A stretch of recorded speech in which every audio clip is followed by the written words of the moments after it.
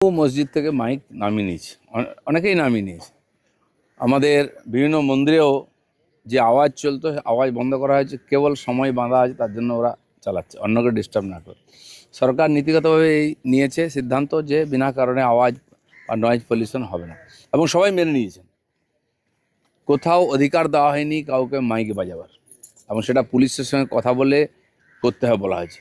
কোন মসজিদে পুলিশের সঙ্গে কথা বলে অনুমতি নিয়ে করা হয়েছে? তারপরে যদি কেউ কোর্টে যায় তো স্বাভাবিকভাবে সে তো হারবেই। এটা এক প্রকার সরকারকে চ্যালেঞ্জ করা, যারা করছে তারা ঠিক করছে না। দাদা, রাজ্য জুড়ে বিভিন্ন জায়গায় আমরা দেখছি অভিযান চলছে, এবং অভিযানে পুলিশের মধ্যে যারা ঘুষ খাচ্ছে তাদেরকেও অ্যারেস্ট করা হচ্ছে। সরকারের দুর্নীতির প্রতি জিরো টলারেন্সের বার্তা। দেখুন, দুর্নীতি তো কোথাও এক জায়গায় থামা নেই। পশ্চিমবাংলায় যতদূর বাতাস পৌঁছায় সেখানে দুর্নীতি পৌঁছে যায়। আর সমস্যাটা শুরু হয়েছে পুলিশ থেকে। পুলিশ সবচেয়ে বেশি করাপ্ট হয়েছে। পুলিশের কাজ হয়েছে টাকা তুলে দেওয়া। সেই জন্য যারা এর সঙ্গে যুক্ত আছে সরকার কাউকে ছাড়বে না।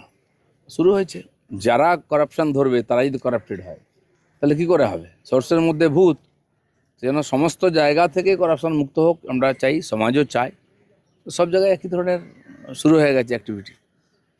ঋতব্রত বন্দ্যোপাধ্যায় তিনি আপাতত বিরোধী দলনেতা, হাইকোর্টের তরফে আপাতত এই অস্থায়ী সিদ্ধান্তেই অটুট থাকাতে বলা হয়েছে। বাস, সিদ্ধান্ত নিয়ে কোর্ট যেটা নির্দেশ দিয়েছেন ওটা তো চলবে।